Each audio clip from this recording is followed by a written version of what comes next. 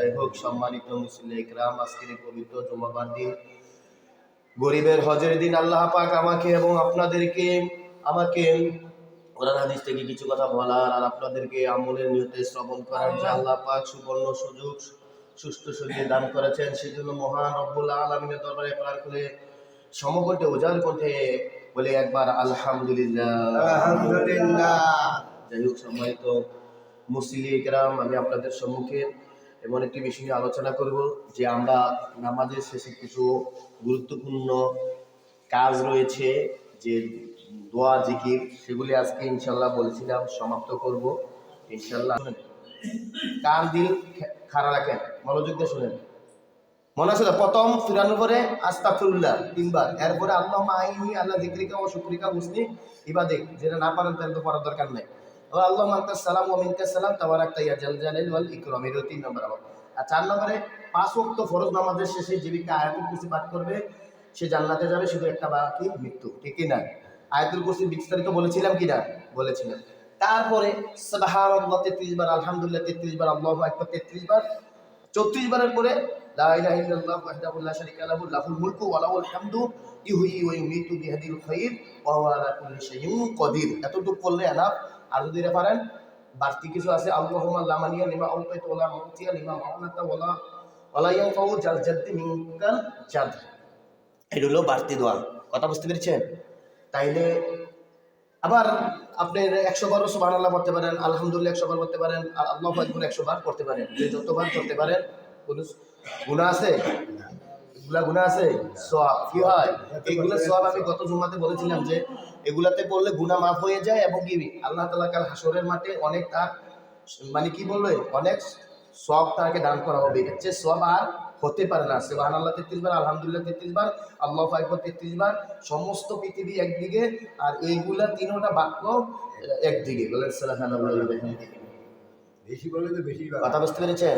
এইগুলো পড়ার পরে আবার পড়তে পারেন যে সুবহানাল্লাহি ওয়া বিহামদিহি, সুবহানাল্লাহিল আযীম ওয়া বিহামদিহি। তারপর বলতে পারেন সুবহানাল্লাহি ওয়াল হামদুলিল্লাহি লা ইলাহা ইল্লাল্লাহু আল্লাহু আকবার। এগুলা বারবার পড়বেন। এগুলা কি আপনারা হয়তো দোয়া মনে বিসিরে পান না, খুঁজে পান না যে পড়ার কত দোয়া আছে। হ্যাঁ, আউযু বিল্লাহি মিনাশ শাইতানির রাজীম 19 বার পড়তে পারেন। আউযু বিল্লাহি মিনাশ শাইতানির রাজীম পারেন না? সুবহানাল্লাহি ওয়া বিহামদিহি পারেন না? কিন্তু সহজ, সুবহানাল্লাহি ওয়াল হামদুলিল্লাহি লা ইলাহা ইল্লাল্লাহু আল্লাহু আকবার, অথবা আস্তাগফিরুল্লাহাল্লাযী লা ইলাহা ইল্লা হুয়াল হাইয়ুল কাইয়্যুম ওয়া আতুবু ইলাইহি। এই বিস্তারিত বলেছিলাম কি বলি নাই? আপনারা ধারাবাহিকভাবে বলে যাচ্ছে আর কি। এবার সাইদুল ইস্তিগফার, আল্লাহুম্মা আনতা রাব্বি লা ইলাহা ইল্লা আনতা খালাকতানি ওয়া আনা আবদুকা ওয়া আনা আলা আহদিকা ওয়া ওয়া'দিকা মাসতাতা'তু ওয়া আউযু বিকা মিন শাররি মা সানা'তু ওয়া আবু'ু লাকা বিনি'মাতিকা আলাইয়া ওয়া আবু'ু বিযামবি ফাগফির লি ফাইন্নাহু লা ইয়াগফিরু যুনুবা ইল্লা আনতা। পারেন না? পারেন কি পারেন না? অনেকে এটা পারেন না। সাইদুল ইস্তিগফার এর ফজিলত বলেছিলাম কি বলেন নাই? গুনাহ মাফ হয়ে যায়, ঠিক কি না? এরপরে হাসর, যে সূরা হাসরের শেষে 3 আয়াত পড়বেন, এটা পারেন না? লা আউযু বিল্লাহিস সামিউল আলিম মিনাশ শাইতানির রাজীম বলার পরে 3 বার বলার পরে বলবেন হুয়াল্লাহুল্লাযী লা ইলাহা ইল্লা হু আলিমুল গায়বি ওয়াশ শাহাদাতি হুয়ার রাহমানুর রহিম হুয়াল্লাহুল্লাযী লা ইলাহা ইল্লা হু আল মালিকুল কুদ্দুসুস সালামুল মুমিনুল মুহাইমিনুল আজিজুল জাব্বারুল মুতাকাব্বির সুবহানাল্লাহি আম্মা ইউশরিকুন ওয়াল্লাহুল খালিকুল বারিউল মুসাব্বিরু লাহুল আসমাউল হুসনা ইউসাব্বিহু লাহু মা ফিস সামাওয়াতি ওয়াল আরদ ওয়া হুয়াল আজিজুল হাকীম। এটা যদি ফজরের পরে যে ব্যক্তি একবার পরে মাগরিব পর্যন্ত, তার জন্য 70,000 ফেরেশতা নিয়োজিত করে দেন। আর এই মাগরিব পর্যন্ত, এর মাগরিবের ভিতরে যদি যে ব্যক্তি মারা যায়, ফজরে পড়লো মাগরিবের আগে যে মারা যায়, শহীদ মৃত্যু হিসেবে গণ্য হবে। কথা বুঝতে পেরেছেন? কয়বার? একবার। এটা হল ফজরের পরে পড়লে। আর মাগরিবের পরে বললে ফজরের আগ পর্যন্ত তার জন্য 70,000 ফেরেশতা নিয়োজিত করে দেন। এই হাসরের শেষের 3 আয়াত। কথা বুঝতে পেরেছেন? এরপরে আবার তার জন্য শহীদ মৃত্যু হিসাবে গণ্য হয় যদি রাত্রে মারা যায়। তাহলে এতে বোঝা গেল 24 ঘন্টায় ধারাবাহিক। এগুলা নিজে পড়া উত্তম। এগুলা কি আমরা হুজুরে অনেক সময় যে ফজরের পরে শোনাইয়া পড়ি, অনেকে পারে না, এই জন্য মনে সাথে সাথে পড়ার জন্য জায়েজ আছে, কিন্তু একা পড়া কি অনেক উত্তম। অনেক উত্তম। এরপরে মাগরিবের পরে তার ইমাম সাহেব পড়ে না, এই সময় এই জন্য তো সে শিখার দরকার আছে না নাই? আচ্ছা, এটা হইলো এই সময় পড়লে। আর অন্যান্য বাকি সময় যদি করেন তাহলে বিসমিল্লাহির রহমানির রহিম বইলা পড়বেন। তখন আর যখন ফজরের সময় পড়বেন আউযু বিল্লাহি সামিউল আলিম মিনাশ শাইতানির রাজিম, তখন আর বিসমিল্লাহির রহমানির রহিম পড়বেন না, অন্যান্য সময় পড়বেন। ক্লিয়ার? কথা বুঝতে পেরেছেন? তাহলে এগুলি আস্তে আস্তে দোয়াগুলো শিখার দরকার আছে না নাই? আছে না নাই? এরপরে আরো দোয়া আছে, যে এইগুলি আমি ধারাবাহিকভাবে বলার চেষ্টা করব। তারপরে এখন আমি একটু নিয়ম অনুযায়ী যেভাবে আপনারা ধারাবাহিক পড়বেন সেইটা বলতেছে আর কি। বিসমিল্লাহিল্লাযী লা ইয়াদুররু মা ইসমিহি শাইউন ফিল আরদি ওয়ালা ফিস সামাই ওয়া হুয়াস সামিউল আলিম, তিনবার পড়বেন। তিনবার পড়বেন, ফজরের পরে তিনবার, মাগরিবের পরে তিনবার পড়লে সমস্ত বিপদ আপদ কি কেটে যাবে। রাদিতু বিল্লাহি রাব্বান ওয়া বিল ইসলামি দীনান ওয়া বি মুহাম্মাদিন সাল্লাল্লাহু আলাইহি ওয়াসাল্লাম নবী ওয়া রাসূলা। কাল হাসরের যখন যা আপনাকে সবাই আত্মীয় স্বজন কবরে শোয়ায় রাখবে, যখন সওয়াল জবাবের সহজ করে দিবেন, এগুলা ফেরেশতা এসে আপনার জবাবগুলো কি করে দিবেন, এটার দোয়া সহজ করে দিবেন। বলেন সুবহানাল্লাহ। তাহলে এগুলি পড়ার দরকার আছে না নাই? এরপরে আবার আছে এই যে ফজরের পরে তিনবার কি ফালাক, তিনবার নাস, তিনবার ফালাক করে হাতের তালুকের মধ্যে ফু দিবেন। হ্যাঁ, এরপরে ফালাক করে তিনবার ফু দিবেন, নাস করে তিনবার ফু দিবেন। ফু দিয়ে সমস্ত শরীর মেসেজ করবেন। করলে কি বুঝল, আপনার জিন ফিটনিং থেকে বকশিস থেকে কি করবেন, আপনি উদ্ধার হয়ে যাবেন। ঠিক আছে? মানুষের কুনজর থেকে আপনি বেঁচে যাবেন। ফজরের পরে যদি পড়েন মাগরিবের আগ পর্যন্ত, মাগরিবের পরে যদি আবার তিনবার পড়েন, মাগরিবের পরে তিনবার ফালাক, তিনবার নাস, দরকার আছে না নাই? ফজরের পরে তিনবার তিনবার, মাগরিবের পরেও তিনবার তিনবার, আর অন্যান্য আর বাকি কয়েক আছে 3 ওয়াক্ত না, আর জোহরের সময় একবার, আসরের সময় একবার একবার, আর হলো কি এশারের সময় একবার একবার। কথা বুঝতে পারতেছেন তো? এগুলি দরকার আছে না নাই?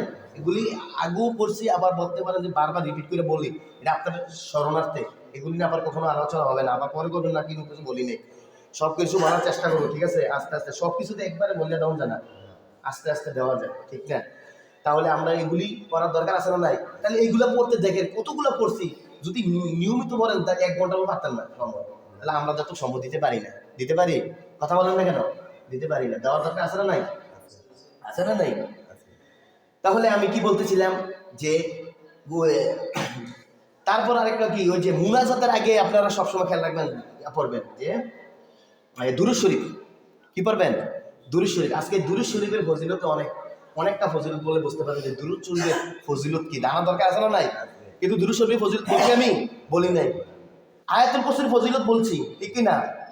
এরপরে কি বলছি, হাসরের শেষে হাসরের 3 আয়াতের, এরপরে সাইদুল ইস্তিগফারের, এগুলি একটা জমায় বলেছিলাম বিস্তারিত। দরকার আছে, বলার দরকার আছে না না? এগুলা বিস্তারিত। তাহলে আজকে ইনশাল্লাহ শেষ করার চেষ্টা করব।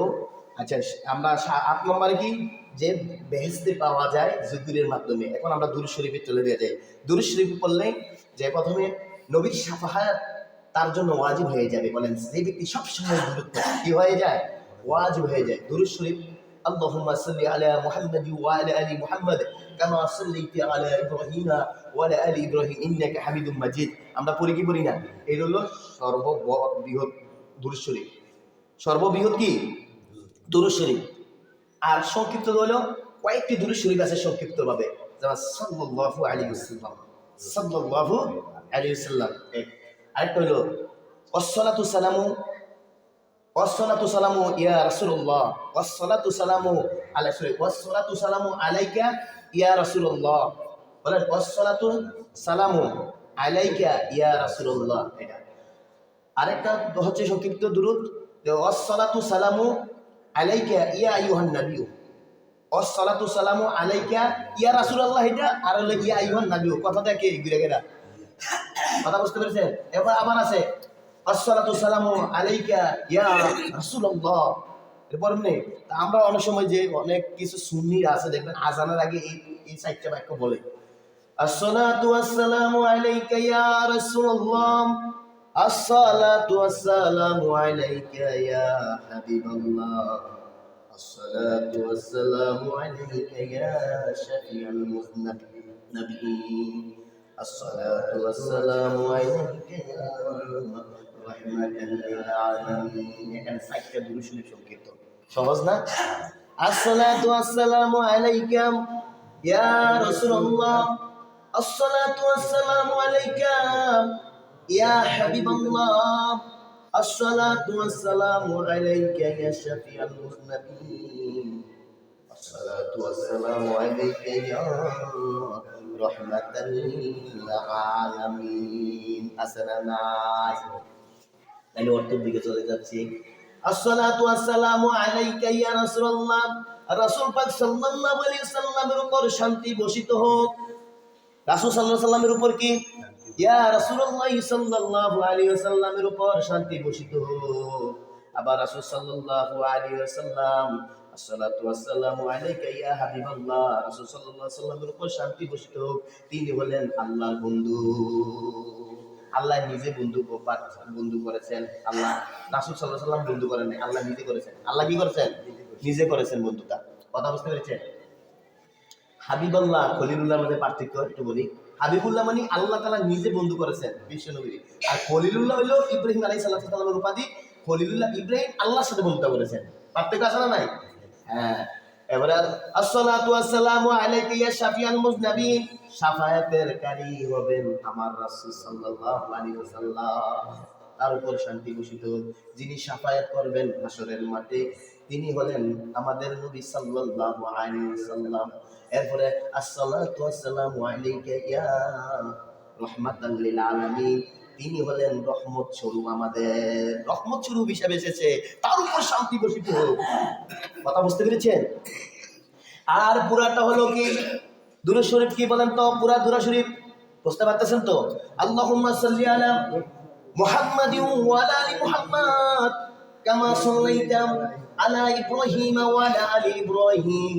ইন্নাকা হামিদুম মাজিদ এর অর্থ হলো আল্লাহুম্মা সাল্লি আলা মুহাম্মাদ ওয়া আলা আলি মুহাম্মাদ রাসূল পাক সাল্লাল্লাহু আলাইহি সাল্লামের উপর শান্তি বর্ষিত হোক এবং রাসূল পাক সাল্লাল্লাহু আলাইহি সাল্লামের পরিবারের উপর শান্তি বর্ষিত হোক কামা সাল্লাইতা আলা ইব্রাহিম ওয়া আলা আলি ইব্রাহিম যেমনি ভাবে ইব্রাহিম আলাইহিস সালাতু সালামের উপর শান্তি বর্ষিত হয়েছিল এবং ইব্রাহিম আলাইহিস সালাতু সালামের পরিবারের উপর শান্তি বর্ষিত হয়েছিল বলেন সুবহানাল্লাহ এরপর আবার পড়ি না আল্লাহুম্মা বারিক আলা মুহাম্মাদ ওয়া আলা আলি মুহাম্মাদ কামা আলা ইব্রাহিম ওয়া আলা আলি ইব্রাহিম ইন্নাকা হামিদুম মাজিদ অর্থ হলো রাসূল পাক সাল্লাল্লাহু আলাইহি সাল্লামের উপর বরকত নাজিল হোক এবং তার পরিবারের উপর উম্মতের উপর বরকত নাজিল হোক এবং বিশ্ব ওই ইব্রাহিম কামা বারাকা আলা ইব্রাহিম ওয়া আলা আলি ইব্রাহিম ইন্নাকা হামিদুম মাজিদ যেমনি ভাবে ইব্রাহিম আলাইহিস সালামের উপর রহমত নাজিল হয়েছিল এবং ইব্রাহিম আলাইহিস সালামের বংশধরের উপর রহমত নাজিল হয়েছিল বলেন সুবহানাল্লাহ বংশধর বলতে ইব্রাহিম আলাইহিস সালামের উপর যারা ঈমান এনেছে আর আমাদের বংশ রাসূলের বংশ হলো আমরা রাসূলুল্লাহ সাল্লাল্লাহু আলাইহি ওয়াসাল্লামের প্রতি যারা ঈমান এনেছে কথা বুঝতে পেরেছেন তাদের বলতে যে রাসূলের উপর শান্তি বর্ষিত হোক কত এবং রাসূল সাল্লাল্লাহু আলাইহি ওয়াসাল্লামের উম্মতের উপর শান্তি বর্ষিত হোক এরপরে বলছে যেমনি ভাবে ইব্রাহিম আলাইহিস সালামের বংশধরের উপর ইব্রাহিমের উপর যেমনি ভাবে শান্তি বর্ষিত হয়েছিল আবার মুহাম্মদ সাল্লাল্লাহু আলাইহি সাল্লামের উপর রহমত বর্ষিত হোক এবং মুহাম্মদ সাল্লাল্লাহু আলাইহি সাল্লামের উম্মতের উপর রহমত বর্ষিত হোক যেমনি ভাবে ইব্রাহিম আলাইহিস সালামের উপর রহমত বর্ষিত হয়েছিল এবং কি ইব্রাহিম আলাইহিস সালামের উম্মতের উপর কি রহমত বর্ষিত হয়েছিল বলেন সুবহানাল্লাহ ওয়া বিহামদিহি এর ফজিলত কি আমরা জেনে নেব ইনশাআল্লাহ এর ফজিলত সম্পর্কে আল্লাহ তাআলা পবিত্র কোরআনুল কারীমের মধ্যে ঘোষণা দিয়েছেন বান্দা ও বান্দা শুনো সূরাতুল আহজাবের 33 নম্বর আয়াত 56 নম্বর আয়াতে বলেছেন ইন্নাল্লাহা ওয়া মালাইকাতাহু ইউসাল্লুনা আলান নবী ইয়া আইয়ুহাল্লাযীনা আমানু সাল্লু আলাইহি ওয়া সাল্লিমু তাসলিমা এর অর্থ হলো ইন্নাল্লাহা ওয়া মালাইকাতাহু আল্লাহ তাআলা বলতেছেন নিশ্চয়ই আমি আল্লাহ ওয়া মালাইকাতাহু আমার ফেরেশতারা ওরে বান্দারা তোমরা শোনো আমি আল্লাহ নিজে হইয়া আর আমার ফেরেশতারও বলছি রাসূল পাক সাল্লাল্লাহু আলাইহি সাল্লামের উপর দুরূদ পাঠ করি আমি আল্লাহ নিজেও পাঠ করি ফেরেশতাদেরকে অর্ডার করেছি শুধু ফেরেশতাদেরকে অর্ডার করে আল্লাহ শেষ করে দেয়নি এরপরে অংশ বলেছেন ইয়া আইয়ুহাল্লাযীনা আমানু সাল্লু আলাইহি ওয়া সাল্লিমু তাসলিমা ইয়া আইয়ুহাল্লাযীনা আমানু দিয়ে বোঝাতে চেয়েছেন আমরা আমাদেরকে যারা রাসূল পাক সাল্লাল্লাহু আলাইহি সাল্লামের উপর ঈমান এনেছে ও রাসূলের উম্মতেরা ঠিক তোমরাও কি করো দুরূদ শরীফ পাঠ করো বিশ্ব নবীর দরবারে বলেন সুবহানাল্লাহ তাই এমন আল্লাহ যে আল্লাহ তাআলা বলতেছে যে আমি আল্লাহ হয়ে রাসূল সাল্লাল্লাহু আলাইহি ওয়াসাল্লামের নামে দুরূদ পাঠ করি এবং ফেরেশতাদেরকেও বলে দিয়েছি হে ফেরেশতারা তোমরা দুরূদ পাঠ করো।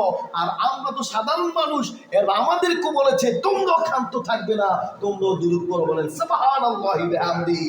এর ফজিলত কি জেনে নাও যদি তোমরা এগুলা পড়ো। আল্লাহর হাবিব বলে দিয়েছেন বান্দা ও উম্মতেরা শোনো, তোমার আমার নামে দুরূদ পাঠ করেছো, আমি কথা দিলাম কাল হাসরের মাঠে তোমার জন্য সুপারিশ হিসাবে আমি ওয়াজিব হিসাবে গণ্য হয়ে যাব। বলেন সুবহানাল্লাহ। তাইলে দুরূদ শরীফ দরকার আছে না নাই? পুরা দুরূদ শরীফ যদি না পারি সাল্লাল্লাহু আলাইহি ওয়াসাল্লাম পারম তো? কথা বলেন না কেন? সাল্লাল্লাহু আলাইহি ওয়াসাল্লাম পারম তো নাকি? দুরূদ শরীফের কতগুলি ফজিলত রয়েছে।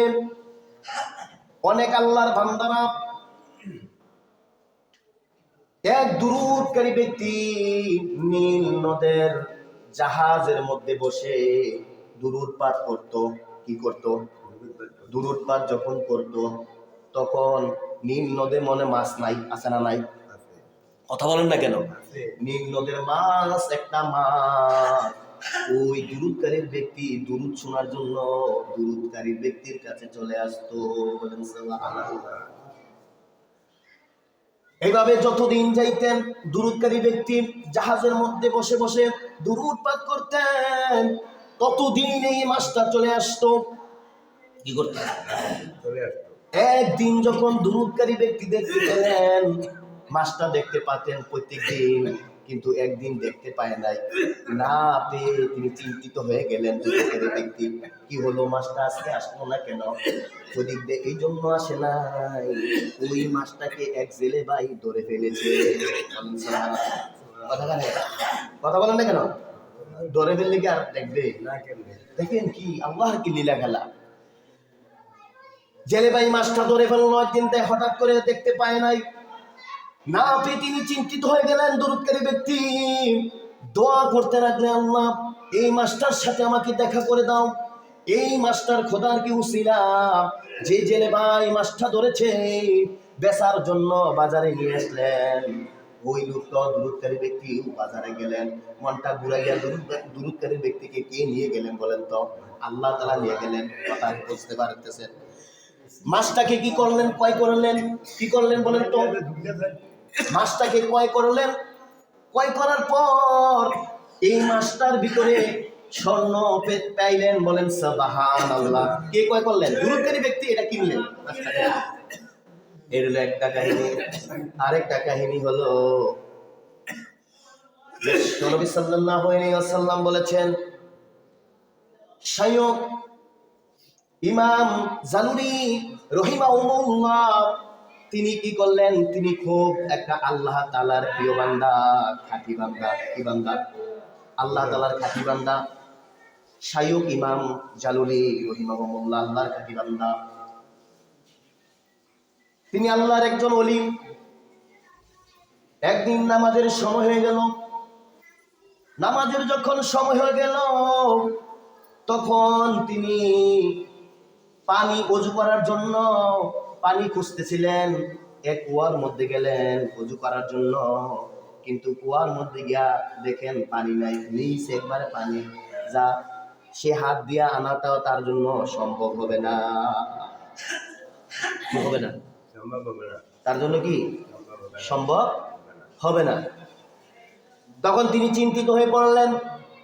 হঠাৎ করে এক সুন্দরী যুবতী মেয়ে, অর্থাৎ মহিলা দেখতে পেলেন তিনি গুড় গুড় করতেছেন।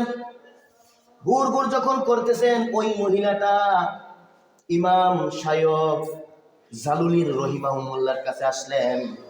এসে মহিলাটা জিজ্ঞাসা করলেন, আপনি কে? মানাংতা, আপনি কে?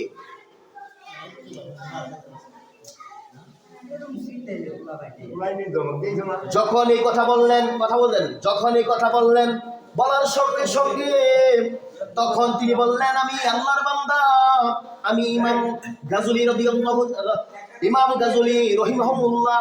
তখন মেয়েটা বললেন, আপনার নাম তো আমি আরো শুনেছি আগে, আপনি বড় আল্লাহর ওলি, আপনি এত বড় আল্লাহর ওলি হইয়া সাধারণ জিনিসটা নিয়ে আপনি এত টেনশনে আছেন, এটা তো একটা সাধারণ বিষয়।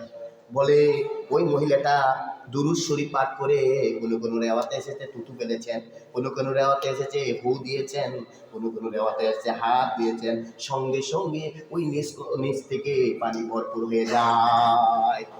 এরপর ওই ইমাম জানুরি রহিমাহুল্লাহ বললেন, আল্লাহর কসম, ও মীর, তুমি এমন কি দুরূদ পাঠ করলে, তুমি এমন কি পড়লে, তুমি এমন কি মর্তবা পাঠ করলে, একটু আমাকে বলবা নাকি?